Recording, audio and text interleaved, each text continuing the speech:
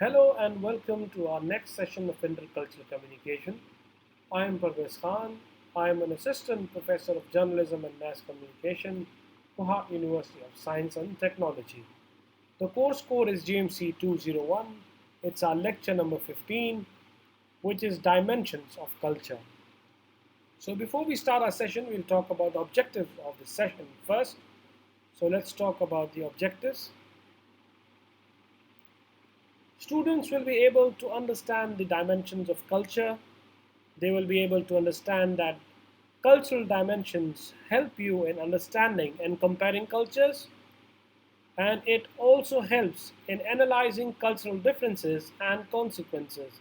So basically, we'll be discussing different cultural dimensions to help you understand and compare different cultures. And obviously, this is effectively used in cross communication and obviously cross cultural communication and organizational communication, where you're working in a different environment and you get to understand what cultural dimensions are.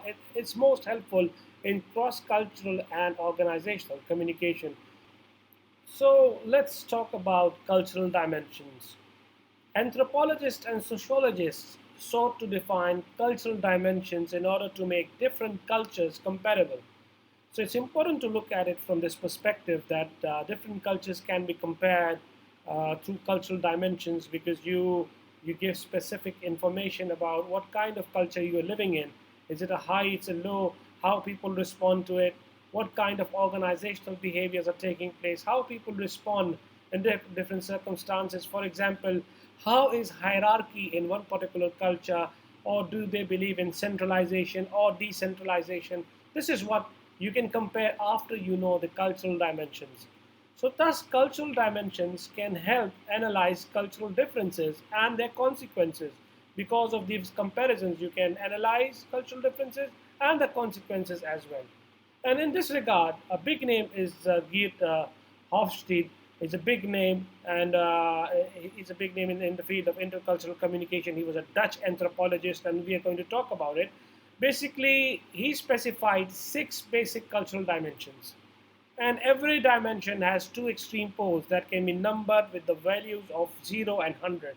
That's how he makes comparisons, and that's how he explains the cultural dimensions. The researcher can assign a numerical value to each examined culture and afterwards compare and analyze the cultural differences. So it's very effective. And now let's look into Hofstede, what he published and what he targeted and what he spoke about. Basically, he published his cultural dimensions model at the end of the 1970s based on a decade of research. And since then, it has become an internationally recognized standard for understanding cultural differences. Hofstede studied people who work for IBM in more than 50 countries, and he analyzed how they behave, what are the differences, how they look into hierarchy, how people respond to it, how people respond to power, how people respond to different cultures, how they respond, how people behave in fact in different circumstances. This is what he observed.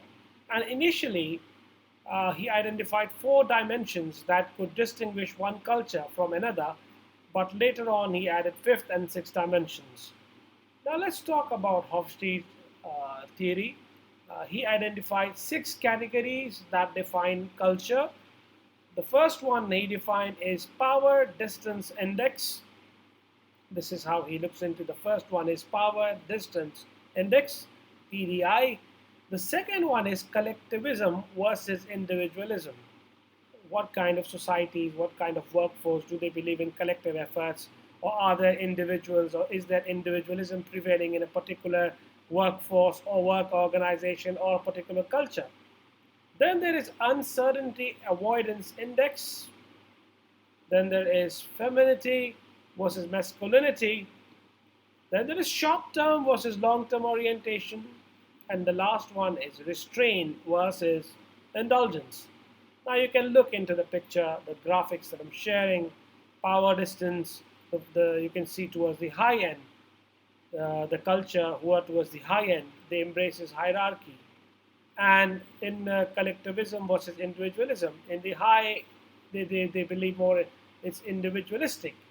And uncertainty avoidance index at the high end is uncomfortable with uncertainty, and towards the low end it's comfortable. So this is the picture, but we're going to talk more about it so that we can explain it much better way. What is power distance index, and how it explains it? How does it consider inequality? Does it explain power? To what extent power can be tolerated? So basically, power distance index considers the extent to which inequality and power are tolerated. In this dimension, inequality and power are viewed from the viewpoint of followers, the lower level. Basically, there are two types, low end and the high end. And how much inequality is tolerated, this is an important point. And when we talk about the high power distance index, it indicates that a culture accepts inequality and power differences and encourages bureaucracy and shows high respect for rank and authority. So countries or cultures that are tilted towards the high end, they want bureaucracy, it shows respect for rank and authority, it's more about, it accepts inequality. This is a major point. This is explains particularly in countries, some of the developing countries or underdeveloped countries, we are seeing that there's a lot of respect for power. It encourages bureaucracy, the power and rank and authority matters a lot. But on the other hand, low power distance index indicates that a culture encourages organizational structures that are flat and feature decentralized decision making responsibility. And it believes in participative style of management and places emphasis on power distribution.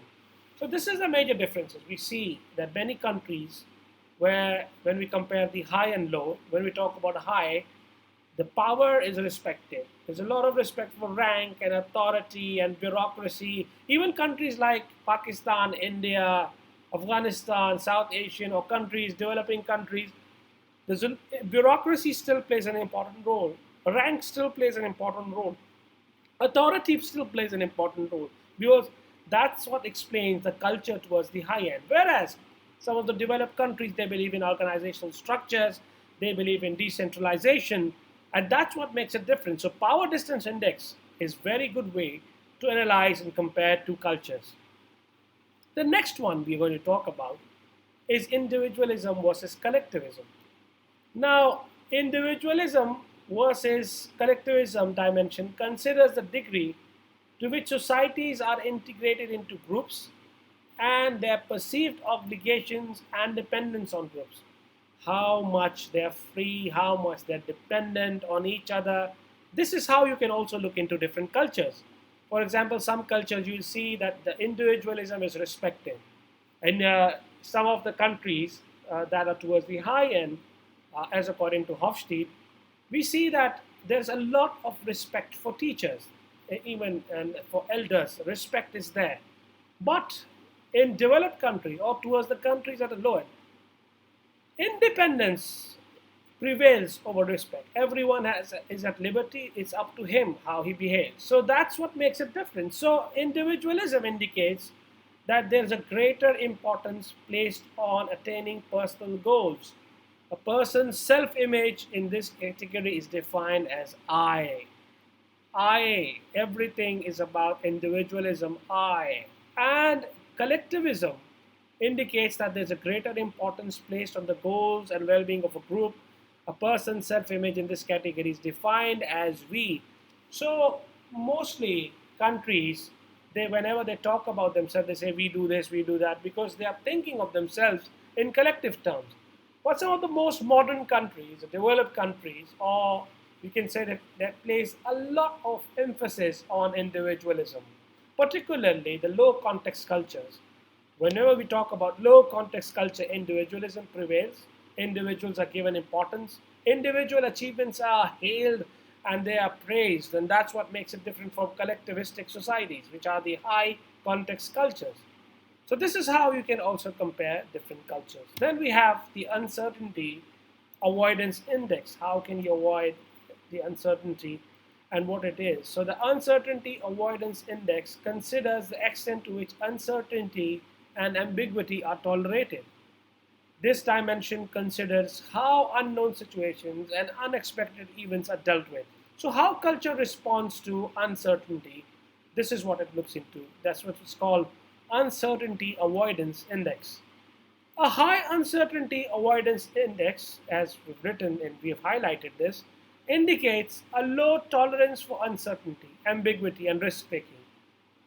The unknown is minimized through strict rules and regulations. In some cultures, ambiguity creates a lot of problems. Uncertainty and risk taking is not appreciated, which is why change is not easy. It takes a lot of effort because with change brings uncertainty, change brings individualism, and that's what makes it quite difficult. So in high context cultures, mostly we see that there's a low tolerance for uncertainty, whereas in low uncertainty index indicates that a high tolerance for uncertainty, ambiguity, and risk taking. The unknown is more openly accepted, and there are rules and there lacks rules and regulations, etc. So this is what makes a difference. This is how you can also. So some cultures will, or some workforce, the cross-cultural multi-organizations force. If you're working in a company, so if you're living in a culture, maybe they appreciate the risks, maybe they appreciate the ambiguity, but some cultures do not. So this is also one way to analyze cultures, to look into its uncertainty avoidance index. Then the next one is masculinity and femininity. Femininity. Masculinity versus femininity is dimension, uh, is also referred to as tough versus tender, and considers the preference of society for achievement, attitude towards sexuality, equality, and behavior. This is what it's about. So masculinity comes with the following characteristics: gender roles, assertive, concentrated on material achievements and wealth building. This is the kind of cultures that's considered that masculinity you can see in its culture. Whereas some culture, it comes with the femininity aspect with the following characteristics: fluid gender roles, it's modest, it's nurturing, it's concerned with the quality of life. So when you look into the masculinity versus femininity aspect of the cultures, if you can give them marks, you can compare different cultures with how cultures are. Is it a patriarchal setup, or is it is it different modern society where everyone's equal? This is what you can look into, the masculinity versus femininity, and this is important to look into this context. So this is also one way you can analyze cultures. It's very important because we see several cultures where the difference, where the gender roles or stereotypings do not exist.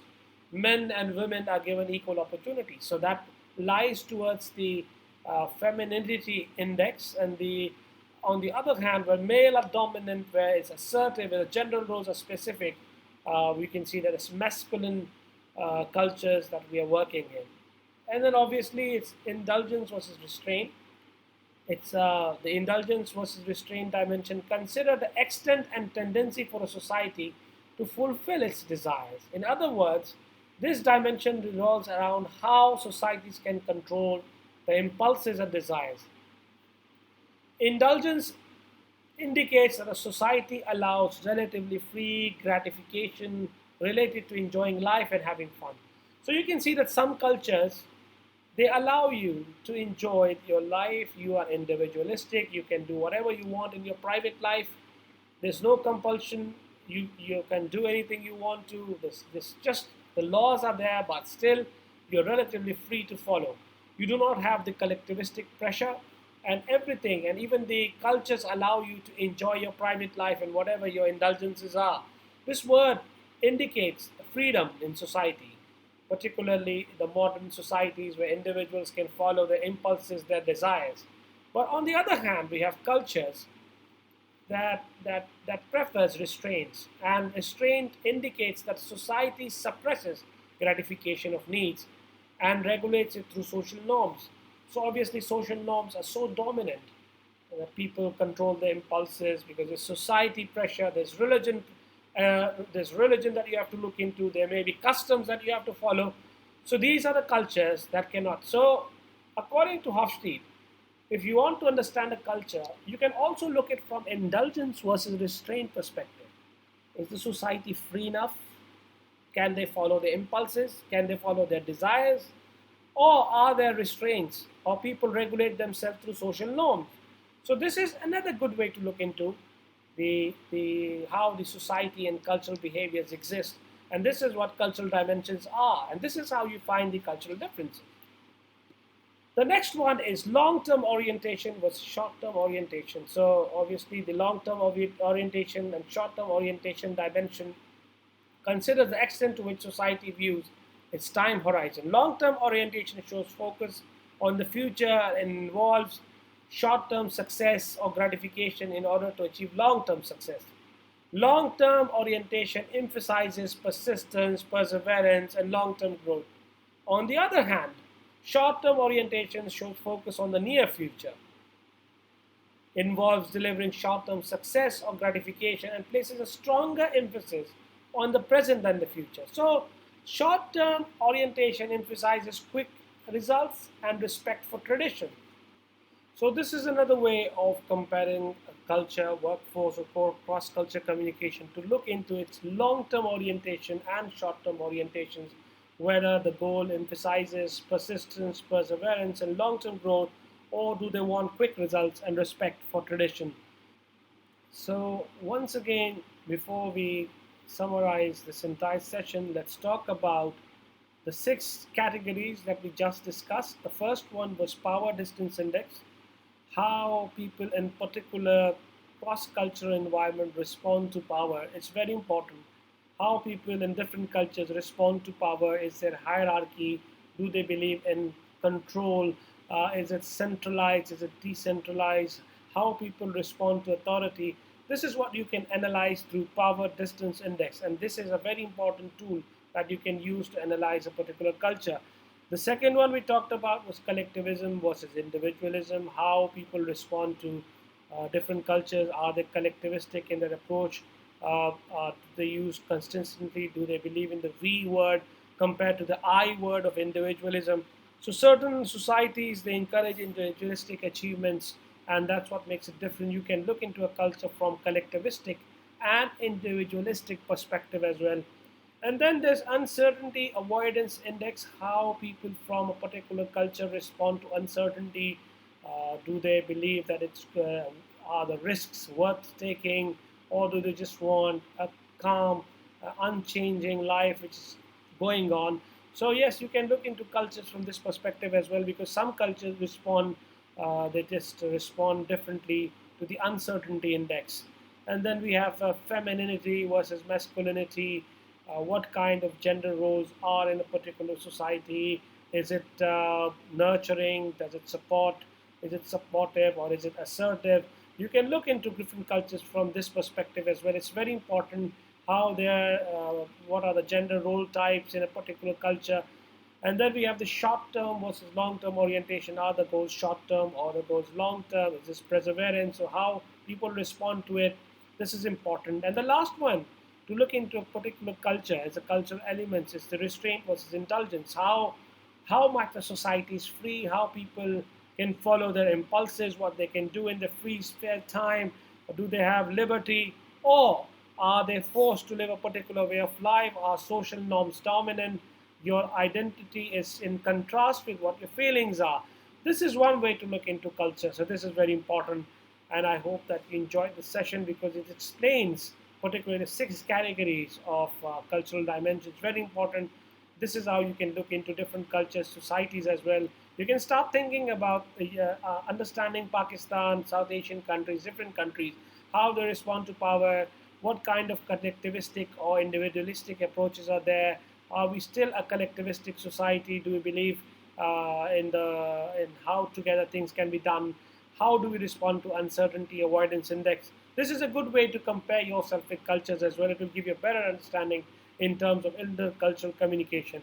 So before we end our session, some of the questions you can think about: that what kind of culture are we living in? Is it towards the high end or towards the low end? How we respond to power?